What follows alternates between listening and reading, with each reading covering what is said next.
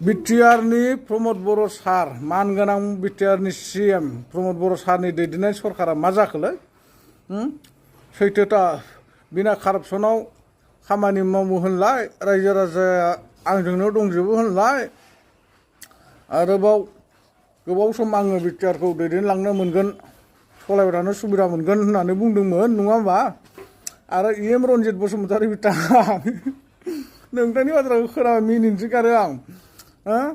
BPF हान्जा देरहायोब्ला UPPL हान्जाखौ फोजोबनो हायोब्ला हाग्रामा महिलारि सारनि गारिनि सिगाङाव बारस'ना थैगोन थैखो ना माखोथाय मिथिया फन खालामबाय थादोंमोन आं बेस्राखौ फना सुइच अफ होनबाय थादों मिथियाना फना सुइच अफ होनबाय थादों जोंहा इएम रन्जित बसुमतारी बिथाङा आरो लोगोसे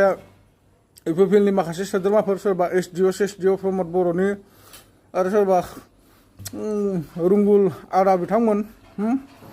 नोंथांमोना फनखौनो हमला माथो जेननाय लोगो लोगो खम सिन्था नामा गाबगुफुरसो जागासिनो दं नामा मोनजानो नंला बोरै जाबावगोन बिपिएफखौ जों सिगाङाव बिदि बुंना लाबाय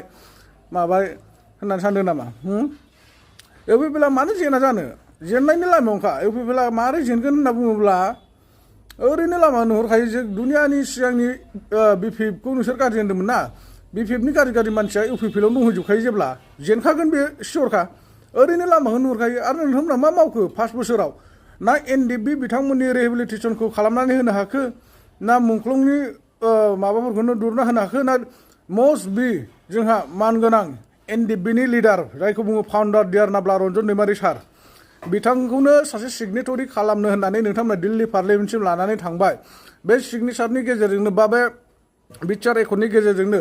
बिटिआर सान्थि सुक्तिनि गेजेरजोंनो डियार नाब्ला रन्जन दैमारि सारजों लोगोसे साफ्रोमबो जेबथेसालियाव थानाय बिथांमोना जेलनिफ्राय उदां जासिगोन होननानै बुंदोंमोन बोरो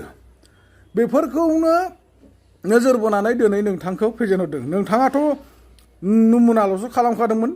बिथांमोनखौ लानानै फावथिनाल'सो खालामदोंमोन बिथांमोनखौ हाग्रानिफ्राय थगायनानै लाबोबाय हाथियार हमनायखौ दोनथ'होबाय नङा होमबा दोनथ'होनो नङा भारत सरकारनो गथाय होबाय आसाम सरकारनो गथाय होबाय दिनै बिथांमोननि हाथियार लानानै सोमावसारनायनि भेलुखौनो जेबोखौनो दोनाखै भेलुलेस खालामना होबाय मान सन्मान जानानै होबाय बर' हारिखौ नङा होमबा बर' हारिखौ फानबाय बेराफारसे बुंनो थाङोब्ला नोंथाङा सासे बिटिआरनि सिएम जानानै बा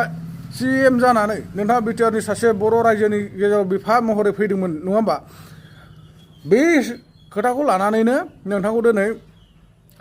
गाज्रियाव जिराया मायाव जिराया होननानै बुंनाय मानसिया सौरागुरियाव थांनानै रायजो जाहैगोन मागोन होनना बुंनाय मानसियानो दिनै सिएम महरै थानानै नोंथाङा गोग्गाबाय थानायनि थाखाय सोरांबानो अखानायबानो नोंथांमोना खुथार हाग्रामा महिलारि सारि बिपिएफ दैदेननायखौ नोंथांमोना रायनायनि खारनावनो बा सुखुवाखै आरो कारापसनाथ' कारापसन बुंनो नाङा नोंथांमोना गोबांथार